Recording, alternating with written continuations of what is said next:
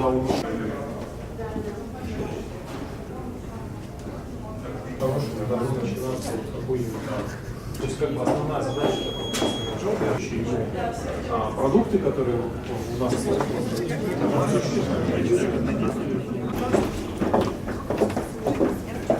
My job is to actually think a lot about the future, so I read a lot. And so if you're interested in sort of like how to parse and think about the future, these are some books that I actually recommend. One which is The Industry of the Future. Another book is Flash Foresight, who's actually a friend of mine. Darren Burris is actually one of the most successful business people, and actually one of the most successful sort of like trend people. And the other thing is also The Signals of Our Talking. That's also another highly recommended book. Because as you see with many of the trends, there's this great saying, it's like, never mistake a clear view for a short distance. A lot of times, these trends just take time to sort of show up, but there are some hard trends that actually show up. I'll talk about that. And so some of the trends that are affecting everything right now is what are called the power trends. The growth of the online population, right?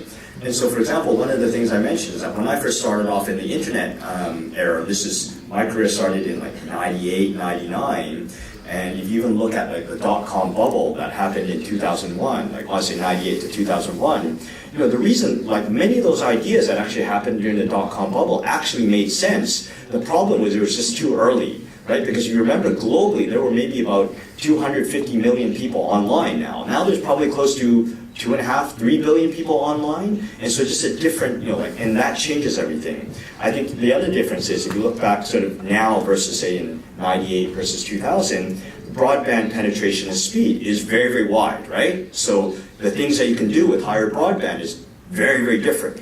Smartphone penetration, and one of the things I'd actually mention is that if you think about everyone has a smartphone, like you remember that we have close to 1,000 times the amount of computing power that actually exists for the versus sort of like how much computing power actually we use to get somebody to the moon, right? If you think about that, we have 1,000 times the computing power in our smartphone than people had to get people to the moon. So think about the power that you actually have with that. The other part is that what we call increased data exhaust of like all the things that you do, like all your internet sort of like whatever you surf, whatever you click on, you're leaving behind a lot of data, what we call data exhaust now. And the other thing, because of this, you're also seeing the need for increased storage and computing power. The cost of computing power has actually gone down, and also the increased storage, or just like it's all gone down too. And so this is changing. All these things are affecting all these various industries, right?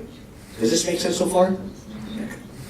All right. And so because of this, you see these like converging trends coming together, and it's causing these like massive disruption and change. And so what I'm seeing, if you think back, the way I think about sort of these big massive trends, I'm seeing these trends, these big trends happen every 4 or 5 years, right? So what I talk about, for example, is like if you look at from, I'm gonna say like 95 to 2001, that sort of first trend was when a lot of folks was first getting online. And so what I call was like the age of the portals, right? A 5-year period. So you have the rise of Yandex, rise of AOL, rise of Yahoo, which I worked at. But then what happened in like 2001 to like 2006, you saw the age of search, right? As people became more comfortable with like all the information, all the websites, all the things that were actually happening, you needed a way to parse through that. So you saw the rise of companies like Yandex, which actually became like the dominant search engine here in the CIS region, but you also saw the rise of Google. And so those are the companies that end up dominating during this wave. And then if you look at from 2007 to I'd argue 2012, the big wave of actually social media, right? The rise of Twitter, the rise of like Facebook, et cetera, right? Like VKontakte, that was a big rise, and a lot of new businesses and things were able to grow on the back of these huge platforms. And now, when you look at from like, I would say from 2012 to 2017, was really the age of mobile, right? A 5-year period where there's just a lot of these changes. And if you look at these big, massive sort of changes, as companies, dominant companies, say for example, like Yahoo was a very dominant company during the desktop age, declined during like the search age, right? And definitely declined during the social media age. And so that's one of the challenges of these like old industries. These do affect like all the type of industries out there. And so the other thing I mentioned to you, right, is that if you look at the success and failure, this is from Idea Lab, probably one of the first major like startup incubators that really probably very successful during the late 90s and early 2000s. He did a TED talk on the, sort of the reasons for success of startups. He said the biggest reason is actually timing. You're like, timing, what does that actually mean? The main reason for timing is the fact, as I mentioned to you, is that if you look at many of the ideas and many of the businesses that actually were started during the dot-com boom, the dot-com bubble during like 98, 99, 2000, and so there's one very, very famous example is like Webvan, right? That was like food delivery.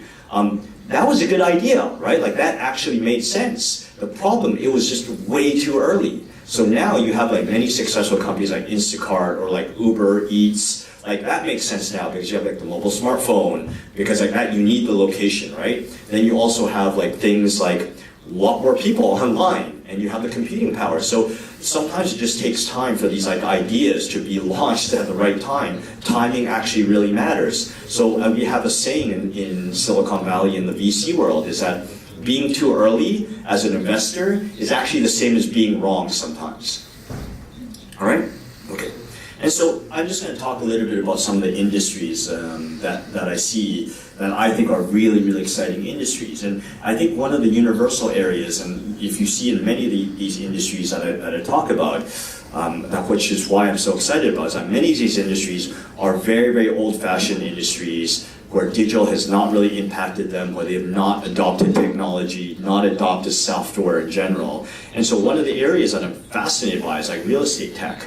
I actually think that I'm starting to see some really, really interesting companies emerge in real estate tech right now. It's a super old-fashioned industry, but it's something that we take for granted, but it's a huge, huge, massive industry. And if you take a look at the overall sort of like financing, and this is venture capital financing is a great way to understand trends, because understand that for most companies, it takes typically between 9 to 12 years before a company goes to an exit or becomes very, very big and exits from an IPO perspective. And venture capital is a great, great, great sort of like signal to sort of like see. So when you're seeing accelerating sort of like venture capital investment into a specific industry, there's always a lag time on sort of like when these will impact sort of like key sort of like markets or impact key sort of like dominant companies. And so real estate, for example, real estate tech is very, very early. There's been less than $2.6 billion invested in VC money that's actually gone into real estate tech right now. I think this number is only going to accelerate. And so this is one of the spaces I'm super excited about. I'm talking way too quickly, I know. Sorry, translator. One other area that I'm actually really fascinated and interested in is fintech. And the reason why I think like fintech is interesting, I look for specific markets, for example, where, and I can say this mainly about sort of like the Western European region, about the US region, is particularly since like 2008, because of the economic crisis, right? The banking crisis happened in 2007, 2008. There's been a lot of mistrust of actually the big banking institutions. And so there's a lot of hatred against banks. And the other thing that's actually happened in the fintech area, which is also similar to many other industries, is that there's a big wave of millennial generation, right? The younger generation, I think many of you are millennials, I'm not, where a lot of them are very mobile-centric, a lot of them have very different user habits. And a lot of the old banks have actually not adopted a lot of these like UX and sort of like user-friendly sort of like tools and products. You just have to go and show up in the bank to actually open up an account. It doesn't make any sense. And so for me, when I look at industries that are very, very big and where customers hate them, very, very big opportunity. And so if you take a look at the sort of like the investments that actually have gone into VC investments that are actually gone into fintech overall, and the fintech is very, very broad, right? Like these are things like like professional financial management, payments, mortgage, insurance tech. So it's a huge, huge industry, like broad description. But if you take a look at like the level of investments actually gone in the last like 2 to 3 years, it is very significant of VC money. And I think that you're going to see this impact, and it's scaring the crap out of a lot of the big banks right now, because ultimately the only way that we make money is by going and disrupting like the big incumbents. All right, the other area, I'm in the, this is ironic, cybersecurity, right? In light of, a lot of the hack attacks, in light of the election in the US, it should not be a surprise on sort of like how bullish I am on cybersecurity. And the other reason why I'm super bullish on cybersecurity is that I think, everything I mentioned to you, smartphone devices, people adopting more software, like this is, probably one of the biggest problems I think like us as a connected economy, us as a connected sort of like society are going to be facing, is that this is a huge sort of like, I would say, threat and huge opportunity overall. And so one of the things that you see is that cybersecurity has been traditionally one area that there's been a lot of investments, but I think sort of in light with like the US election and all these other things that are going on in the world right now, and especially with the growth of like the connected devices now, and in light where I think like in the future over the next 10 years, like everything's going to be smart, right? You have sensors everywhere, and they're all going to be connected. Every single sensor, every single connected device that you have in the world is going to be a potential attack point. And because of that, this is going to be a huge opportunity, in my opinion, not just for the hackers, but also for the people protecting us from the hackers. And so this is an area I don't know enough about it because I haven't done a lot of investments in cybersecurity, but from an overall trend perspective, it is an area I'm deeply interested in, and it is an area I'm actually starting to look at very closely.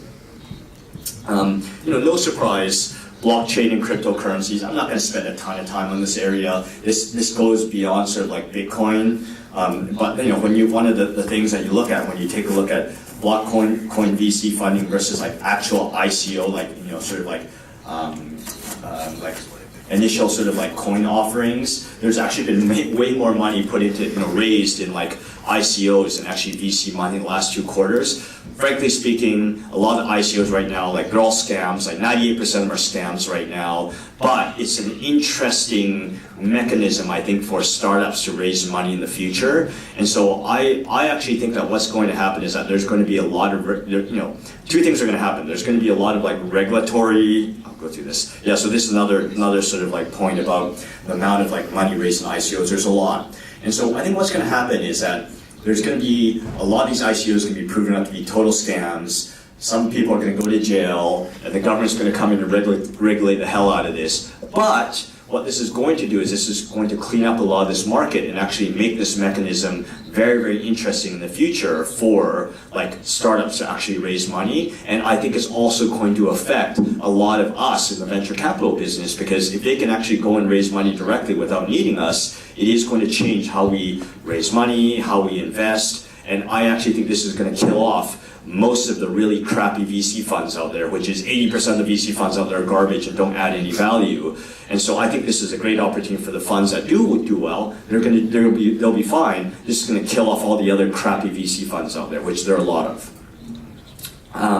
Ed tech, education tech, one area deeply interested in, and I think if you go to any country out there, the biggest problem, and I can only say this in the US, right? What is interesting, if you look at the US and Western Europe of the spending of actually household income, almost everything, whether it's like food, consumer electronics, cars, like almost everything has actually, from a total percentage of spend, has actually gone down. And so it's only 2 things where the actual sort of like percentage and costs have actually gone up, is education. Anyone who has children here know that in complain, like every country I go to, the biggest complaint is how crappy our education system is, right? There's lots of reasons for that. And I can spend a whole 2 hours talking about like why education is like really bad right now and why it's ill-suited for the future, but I'm not going to do that. But one of the biggest costs is actually education. And I think one of the biggest problems of education is that it's when you see big industries where there's customers hate them, it seems to be not working, it's an interesting opportunity for disruption. And so I'm starting to see sort of like it's a tough area to invest in because a lot of them are very government regulated. But education tech is an area I do care a lot about, and I do think that you're going to see a lot of investment go in. Mainly for the reasons I mentioned, is that education is one of the very few sectors where the cost structure for families has actually continued to go up overall, particularly post-secondary. The other area is digital health. digital health is actually one of the biggest areas in the U.S. alone, mainly because our health system is so screwed up. It accounts for 10% of the GDP for the U.S. economy. It's from health. And so when you see big industries like this, massive problems, aging population, and huge opportunity. And so, no surprise, you're seeing a rise of actually VC money and investment actually go into this space. And so I have done, in the last 2 years, probably close to, I've probably done about 50 investments in the digital health space alone. So I think it's a really interesting area. Another area, computational biotech and synthetic bio. Hugely interested in this area.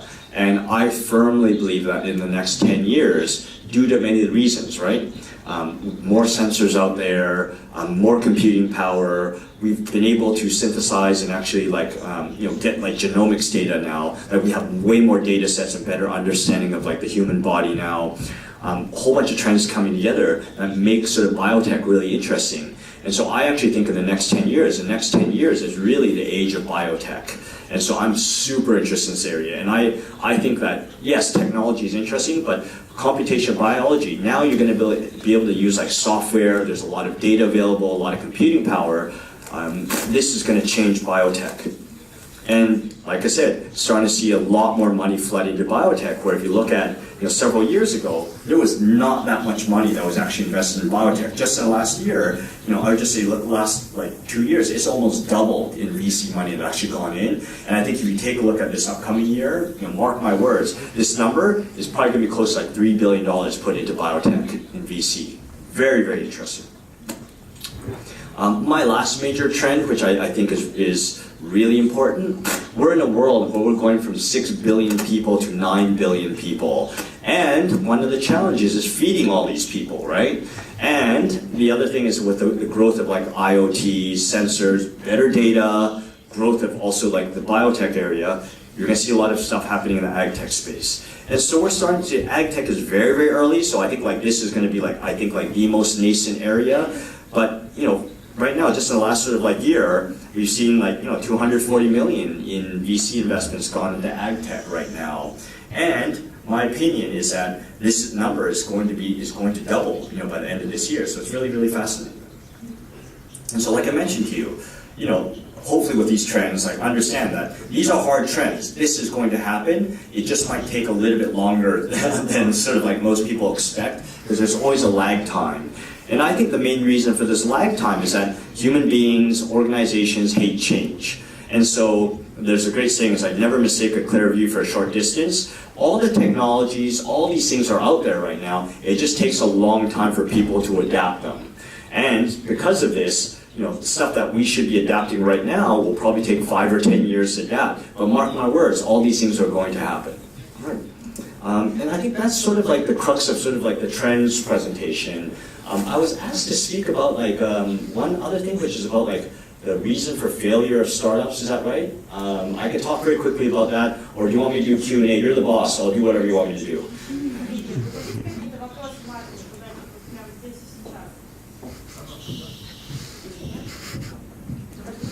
Да, на будущее мы задаем вопрос в микрофон, чтобы мог переводчик переводить для Марвина, если мы это делаем, соответственно, на русском языке. С той стороны стоит Оля с Полиной, у них есть микрофон, с этой стороны я, поэтому смело поднимайте руку, и мы вам передадим. Сейчас никто не хочет, да, быть стартапером? Страшно. Вот.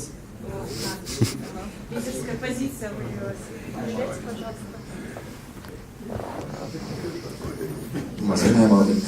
You have mentioned it's definitely interesting to listen about the reasons for failure of startups, but you already mentioned that there are 2 increasing costs of households. One of them is education, and what is the second one? Health, digital health, healthcare. Marvin. Yes. Как вы видите роль классических вендоров, текущих интеграторов, кто победит в итоге? Стартапы, интеграторы, вендоры, какие-то большие транснациональные корпорации?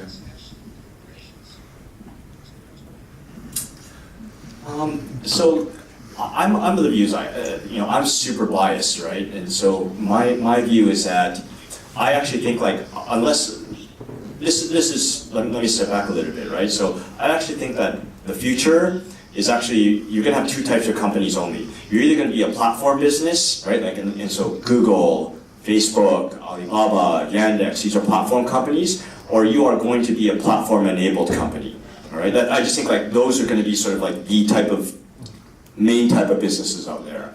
And so here's my take, right? That because of all these things I mentioned to you, the long run is that like whether these system integrators and there's a lot of legacy software, legacy tools and whatnot out there, right? Like, and for example, like you remember IBM's business, most of their business is actually like software integration. They are still working with a lot of big corporations that actually are still using a lot of legacy software, right? PricewaterhouseCoopers, et cetera, et cetera. So you would think like, wait a minute, why wouldn't these like old big companies go and adapt cloud services or SaaS, right? Like, and what, for one of the areas I mentioned that I'm still very interested in SaaS, because like, you think that everyone's adapted to SaaS, that has actually not happened. I think I've seen numbers that the actual adoption of SaaS for like a lot of the big companies, I think it's like less than 20 to 25%. I've seen various numbers, 20, 25%, or 40, 45%. So that basically means that there is still a huge need for these systems integrators, still a huge need for like these software houses to basically help maintain the crappy infrastructure that all these like companies have. But if you buy my thesis that change is happening faster and faster and faster, and because my view is that the bigger you are, the dumber you are, and the slower you are, it's harder for you to sort of like change. And so I've seen a very interesting stat where if you look at the SAP 500, this last, like if you take a look at 20 years ago, the average life of a company on the SAP 500 was like something like 25 years. Now it's like 15 years. And so seeing the actual sort of like life cycle of companies actually shrinking dramatically. And I think the main reason for that is because they cannot keep up with all the change that's happening. And so I'm naturally very, very biased. And I worked at a big company before, right? I've sold to big companies. It just takes a lot longer. And so you happen to be in an industry that, and all these trends that I mentioned to you are software, like software is eating the world. It's happening. And there are just some industries that are just going to take a little bit longer for this for the technology to hit them. It is going to hit them. And so my view is that in the long run, most of those big companies are toast. And I think the one difference of a big company, and I'll use the example of like Amazon, Facebook, Google, Alibaba, or even Yandex to some extent, the reason that they're such fearsome competitors is that I think that there's a big difference being an owner CEO, like a founder CEO, versus say a professional CEO. The difference with an owner CEO, like for example, like Mark Zuckerberg, this is their baby. And so they're willing to cannibalize their baby and completely change their baby, right? So like I remember looking back and Mark Zuckerberg was like, he spent like $1 billion for Instagram. I'm like, why would you spend $1 billion for Instagram? But it's actually cheap if you think about it, because one of the main use cases of Facebook is photos. Instagram is one of the fastest growing photo apps. So for him, he said, that is a potential threat to my business. I'm going to be super aggressive about like going and taking out competitors, just like what they're doing with like Snapchat, right? Like they are going and doing everything they possibly can to destroy Snapchat right now, and it seems to be working. And so the unique thing about many of the owner sort of like founder CEO mentality is that they're super heightened about threats, and they'll do everything and anything to crush their enemies around them, right? And that is one of the differences of a professional CEO where they manage quarter by quarter. And for them, like I have a 2-year contract, and like I just need to hold on and not make any changes because like I'll be done in 2 years and it'll be somebody else's problem. This is the biggest problem with like most of the publicly traded companies right now. And so for me, this is great for me because these are all the people I'm going after because they're fat and lazy. And they will not make the hard changes they need to make to survive in the future. And so frankly speaking, I'm very negative about big companies with the exception of some of these like very hyper-competitive, founder-driven sort of like CEO companies. Well, I think most companies are toast in the next while. And so this number of like 15 years sort of like life cycle, mark my words, it's going to be probably like 8 or 9 years, like very, very soon. And so, you know, I think like startups are very well positioned for the future. But of course I'd say that, right?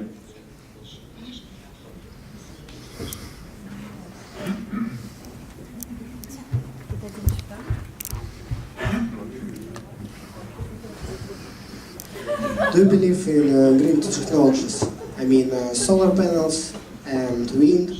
Do you think that we really will use it again and will not use oil, gas? Yeah, so the question was, you know, do I believe in like clean energy, right, like clean tech? I do, and so, you know, one of the examples I use is I remember there was a lot of people who actually invested in clean tech, like probably about, I want to say like 8 years ago. All those companies, like, you know, all those companies that started clean tech companies, all those investors who started, like, you know, who did investments in clean tech, like, lost because they were just too early, way, way too early. Very different now, right? The cost of solar panels gone down dramatically. Like, I'm very, very bullish about the direction of clean tech, and I also think that at least in most of the world and in most governments, not mine, there seems to be like wider recognition of just like global warming.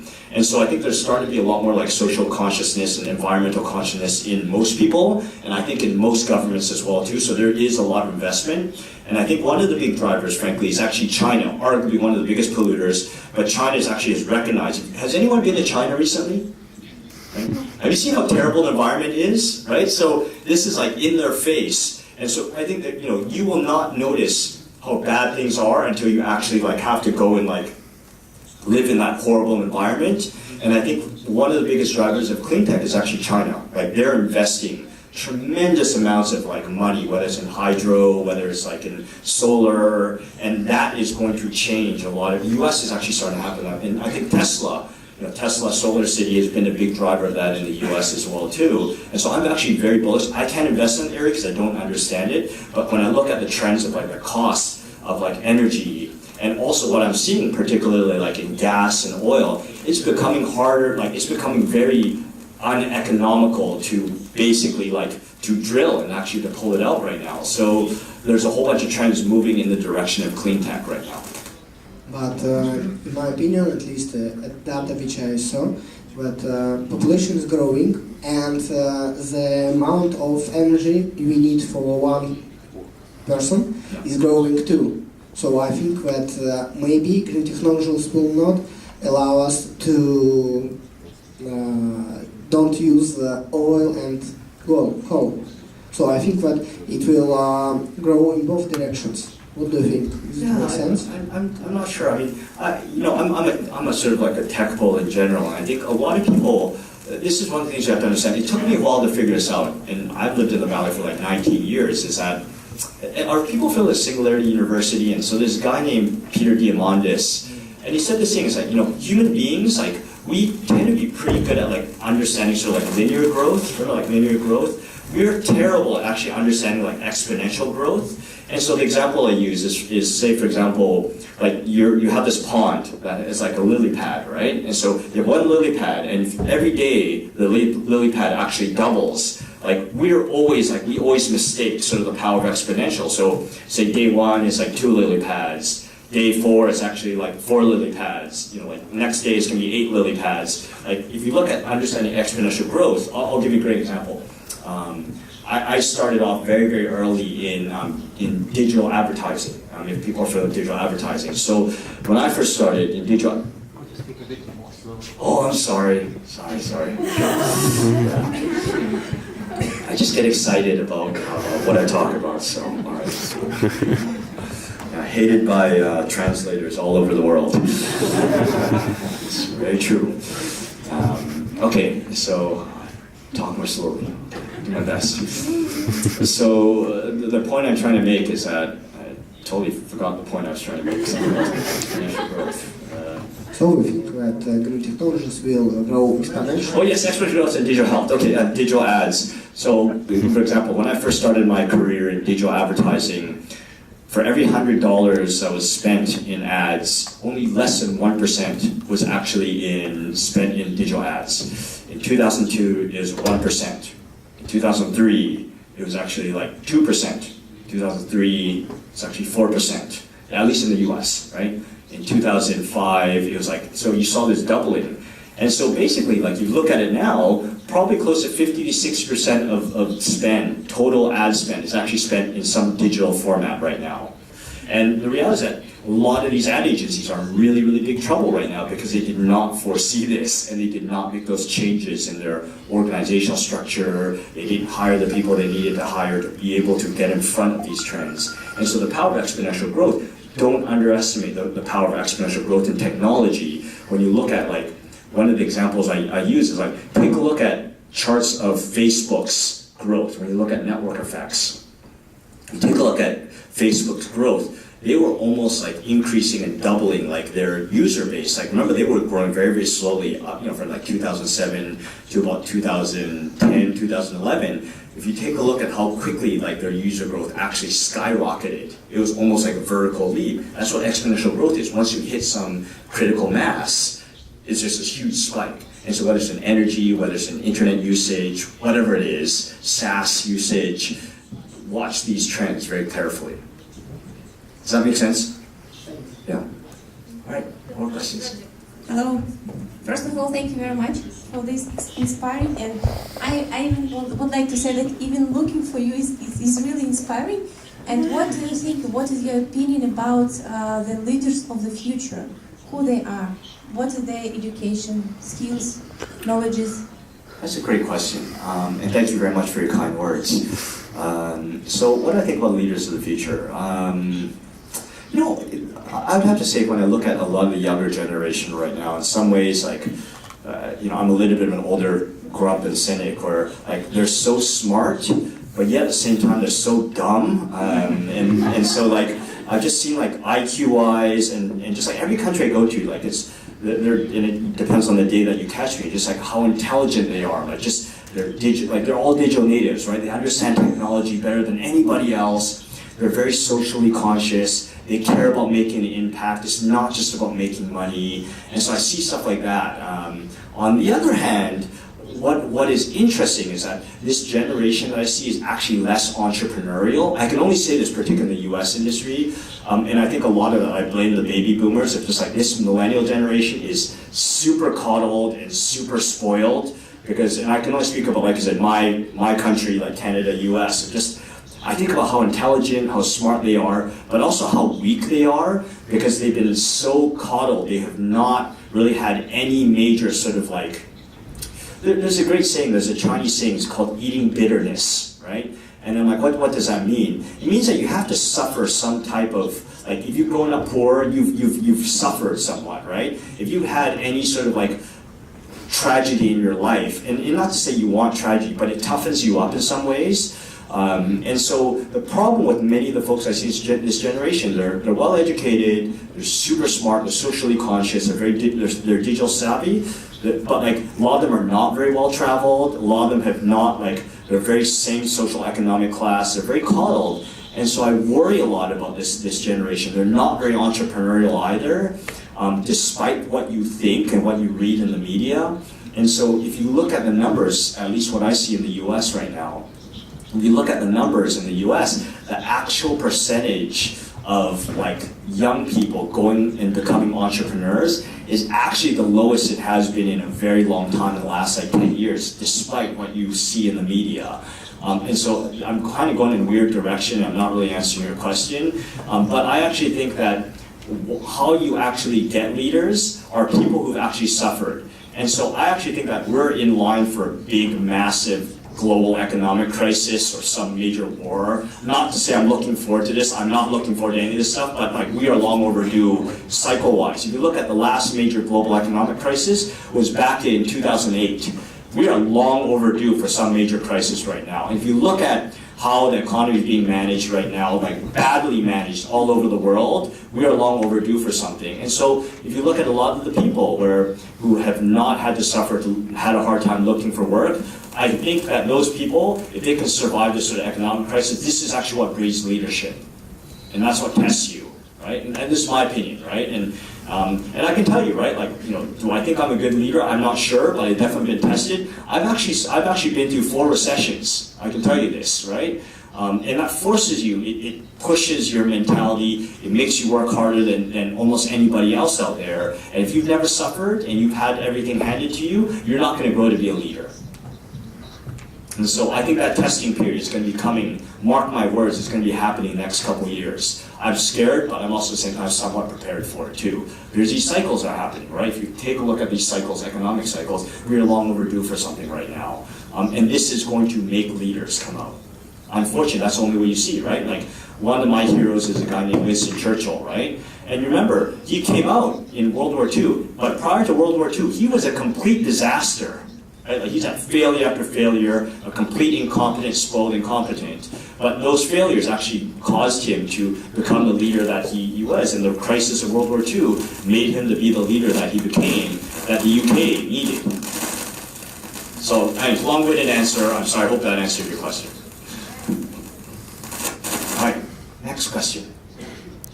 Здравствуйте. Вы обозначили два направления, два наиболее перспективных направления, с вашей точки зрения, это здоровье и агронаправление, то есть агропромышленный сектор. Вот не могли бы вы сказать, тоже в рамках каждого из этих направлений, какие вы видите наиболее перспективные направления развития, проекты? Вот вы же собираете, так скажем, много где присутствуете. В рамках каждого из этих направлений. Самые интересные идеи. Можно не все, а чуть-чуть.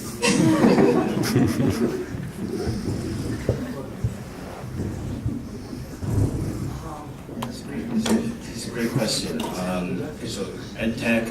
So the reality is that for EdTech, I have not seen any super interesting projects right now. There's a lot of VC money that's gone into it, but I'm still hunting, right? I'm actively looking for companies, still early. On the other hand, one of the areas, like, these are older companies, so companies like, this is one of our portfolio companies, like Udemy. So it's like a video, like whatever you want to take classes on, online marketing, like video class, you want to learn about Bitcoin, whatever it is. And just in full disclosure, that's a portfolio company of ours. Like, I'm super bullish about Udemy because I actually think that we're moving in a world of like just-in-time education, right? So the formal education, my thesis is that you're still going to have some type of formal education, but in the future, the only people that are actually going to do well and thrive in the future are going to be self-learners and self-starters. And so education things like Coursera or things like Udemy, like where you can actually take classes, or like Creative Live, people who invest in their own education, these are the only people that are going to thrive in the future. And so you need these type of programs. So for example, there's like edX, there's just also another really interesting site and service. I'm taking a class on biology, biotech. That's basically, it's a video stream class with like with questions and things like that about biotech from MIT, from like a top-rated like MIT professor. Like, that's going to change like how universities and how education is going to be done. And a lot like MIT, Stanford, like many of the really top universities out there are putting all their classes online. That is going to change like how, think about the spread of great knowledge all over the world. Like, that's going to change things, right? And that's super exciting to me. Areas that are interesting, for example, and I forget the names, but in biotech, one of the biggest challenges that's actually affecting the global economy, and one of the biggest areas that's affecting the environment, you know what is the biggest driver of actually carbon and actually like methane gas in the air? It's actually meat. Did you know that? And so one of the areas and it's run by a friend of mine. It's a company called Impossible Burger, and so they're making like there's a bunch of different companies doing this, but basically growing like meat like in the lab. So instead of like raising cows, like actually making meat, like creating meat, like recreating like molecules of meat. Fascinating, right? Or there's another company called Impossible Burger, and what they've done is they're getting like plant proteins and actually like making sort of like burgers that taste like that's all made of plant, but actually tastes like meat.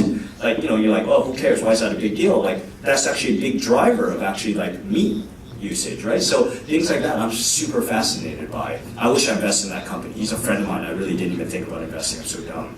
But those are the type of companies I'm interested in, right? EdTech, I mentioned to you, digital health. One of the companies that we invested in is called Siren Care.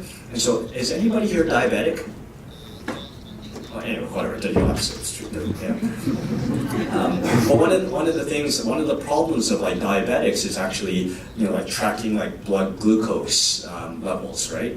And many times actually tracking like extremities of tracking your temperature. And so what you have to do, there's this like really clunky device that you have to sort of put on your foot, and it's just not user friendly. And so one of the companies I invested in, and recently raised a lot of money, a company called Siren Care, they basically designed a sock. So it's the sensors that are embedded in the fabric, and it actually like reads, like takes your temperature. That's just the first start. But basically embedding sensors in your clothing to be able to sort of like start to track your body. That's just the first initial use case.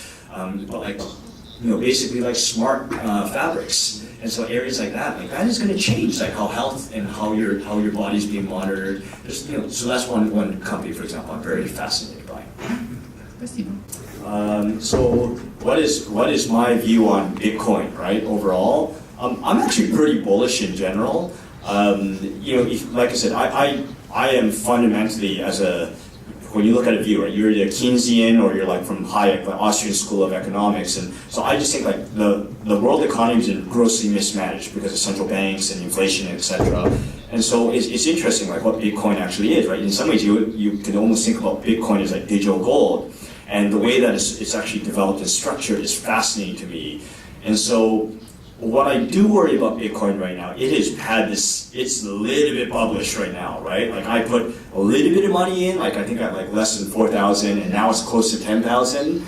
And so when you see things like this, it kind of scares me when everybody, here's the thing, you can never go wrong by betting against the crowd, right? So if like everybody's interested in Bitcoin, you should run the other way, in my opinion, because it's a little bit too published. And so there's a lot of bad players right now, or idiots coming in, right, into Bitcoin, just in my opinion. And so what I'm waiting for is basically some trigger, something to happen where the Bitcoin price actually drops a lot. I'm clear if that's going to happen, but I think that busts are actually very valuable in the economy in general, right? Like in any sector, in any economy, somebody said this, is like innovation is a bed of weeds. It's not a flower bed, right? Like you're going to get a lot of crap. And so the example I use with whether it's blockchain or Bitcoin or cryptocurrencies is that most of the companies that went IPO in 1998 to 2001, most of that stuff was garbage, right? But you still got Amazon and you still got Google to come out of that, right? So the reality is that most of the cryptocurrencies, most of the stuff is going to be total garbage. Most of the startups in general will be total garbage. At the end of the day, the startup ecosystem is all about outliers, right? And so I'll give you an example. And I'm going in the direction to answer your question, is that if you look at early stage, like our portfolio, for every 100 investments we make, like we invest in, I make most of the money from 5 out of 100 companies. And so usually 1 out of 100 of my companies will probably return 100x. So we'll basically make up for the entire portfolio. And so that is a high risk and high reward game of like startups in general, whether it's blockchain, whether it's sort of these like cryptocurrencies. And so anyways, the point I'm trying to make is that what happens that like with every typical sort of like boom and bubble is that there's this excitement, everyone tells you you're stupid, what are you doing? You do it, and then all of a sudden something happens and everybody gets interested in it. And all this money stream in, all the MDAs and all the, all the carpetbaggers and mercenaries come in, and then it becomes very, very bullish, right? And then all the bad people come in, and then what happens is that there's a shakeup, right? Because like it's not sustainable. And then what happens is like all those bad people leave, and all the mercenaries leave, and what's left over is like the core, valuable sort of like missionaries. And that's what's going to happen with Bitcoin right now. There's a lot of money coming in. I'm bullish about Bitcoin in the long run. I'm a little bit scared of just like this is a very high run up. And a lot of the Bitcoin bulls basically say like, well, Bitcoin's different, right? Like the 4 most dangerous words in investing is like this time it's different, right? It's not. It's not. Okay, so that's the first question. Second question about something about blockchain projects. Startups based on blockchain. There's an interesting real estate tech company called CROC, and so like it's. I'm still looking into it, but like they did a $20 million ICO. I think like their concept is actually kind of interesting. What other ones would I look at? I mean, I'm just like really just starting to learn about the space. I've only been really digging into space over the last like 6 months. No major companies stick out right now because a lot of the stuff like concept and idea seems interesting, but just so early. Ethereum I'm very excited about though. I think Ethereum is really fascinating. I think Litecoin is really fascinating. I think Tezos as a project is interesting. I think there's some governance issues there, so I'd be very careful. So these are just some of the projects. Thank you. Thanks again for the lecture. It's really interesting. The question that has just came up into my mind is the technologies that we're talking about, they are changing the world. And currently the world has never been as global as it is today. Sure. So all the projects, they're really global. And the governments, they always pay attention to the things that change the world. Do they? Do they? They did always before. So what I'm trying to understand, maybe you have the view on that, will the role of the government change somehow in the future? Because we still have governments, we still have borders, currencies, citizenships, and so on. But the projects, they are global. So how do you see the role of the governments in the future? Will it change around? Yeah, I mean, I've stated this view fairly publicly, is that, frankly speaking, I'm really negative on like most governments in general, and maybe because I'm a kind of an anarchist and libertarian, I don't like government in general. But what I will say is that think about big as the enemy of good, right? And so I think that if everything I said earlier about like large organizations and large companies having a hard time to keep up, right? Like I still think it's also very relevant to government as well too.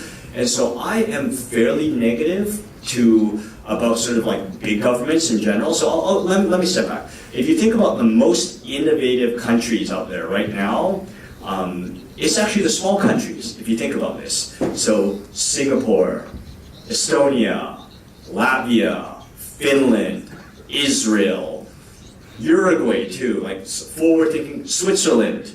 Like the small countries tend to be Portugal, doing really interesting things.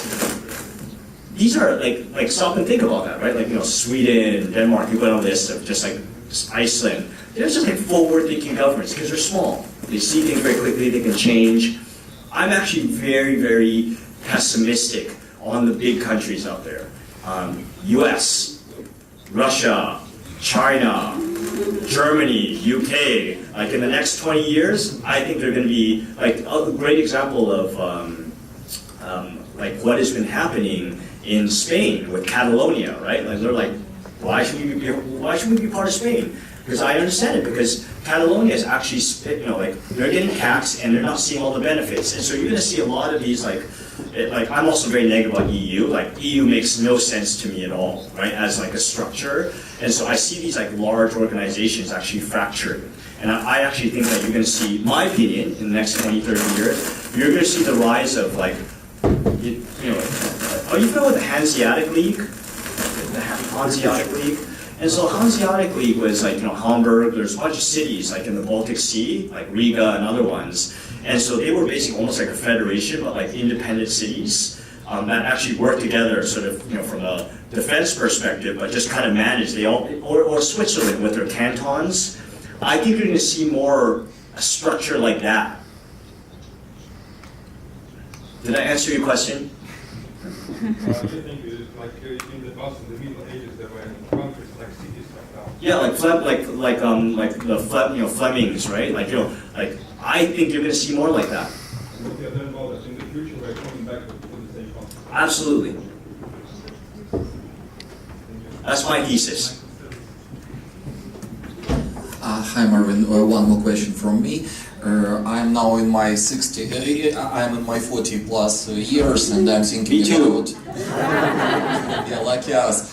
So I'm looking for maybe changing my life in future. So what is the best approach, how to get to the valley? Because I have heard that it is a great place with great energy, and it is like on the edge of everything. You know, it's interesting, right? I've lived in Silicon Valley now like 18, 19 years, almost 19 years now. And I'll be really honest with you, it's changed a lot. And so this is one of the things that the advice I give anybody is just that when you do something and everybody congratulates you on it, like, oh, this is a sure thing, it's usually not. It's actually probably too late. And so I'll give you my view about the Valley, right? Like I have very mixed feelings about the Valley now. And for somebody who has, you know, I did well in the Valley, right? And I feel like I've done well in the Valley, and I love it and I hate it at the same time. It's a very different place. So and there's some elements of it where like the forward thinking, like, you know, people, like the great conversations that you have, it attracts the best and brightest from all over the world, and just like the stuff I learned, right? Like just, you know, there's this great saying, it's like, you know, you are the average of the 5 people you spend the most time with. I'm so fortunate just to be able to spend time with all these really smart entrepreneurial people, but it's starting to change. And I think a lot of it's been ruined by a lot of the money that's actually come in. I think a lot of it's been ruined by a lot of the monoculture. And let me explain what I mean by monoculture is that in many ways the Valley is very diverse. In many ways it is not diverse at all. And also it's just become very expensive. And so so I'm going a weird direction here, but if you look at the average per capita in the US right now per household, it's actually $35,000. In San Francisco Bay Area, it's $95,000 the average per capita. If you take a look at the income level of the education level, like most people have some post-secondary degree. So like these are in many ways good things, these are in many ways very, very bad things. Because yes, you have all these people from all over the world, Russia, France, UK, Germany, Spain, Argentina, Israel, US, India. The problem is they're all similar education level, they all make the same amount of money. They don't understand real problems of people outside of like Silicon Valley. And so it's this bubble. And it's a problem. It's a problem. So, do you recommend to head to some other places, like Estonia, Finland, etc., like you mentioned, a small country? It depends on what you're looking for. I'm a little bit of a cold, sorry.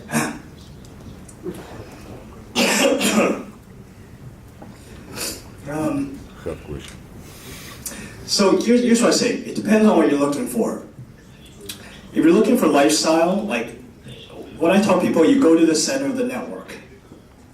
So if you're interested in a career in fashion tech or fashion, you go to Milan, you go to London.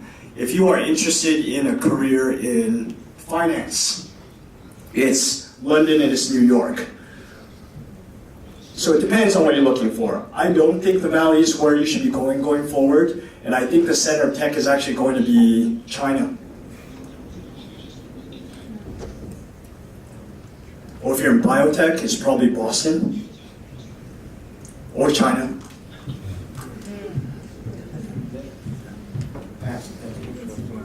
That's probably better. All right, any other questions? So I'm better now.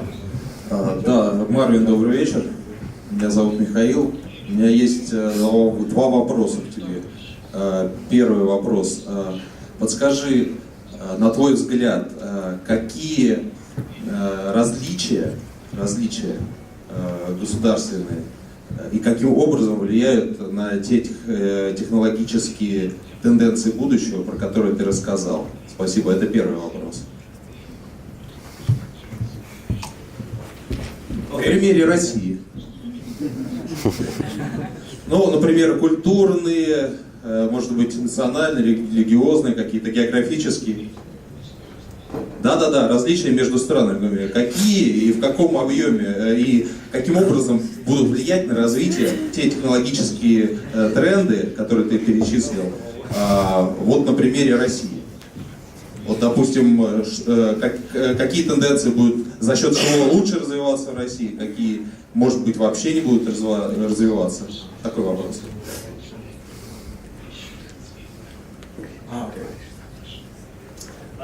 Yeah, so which trends fit well for Russia? Ag technology is very interesting, potentially. Digital health is interesting. No surprise, cybersecurity. You guys are already dominant in this area.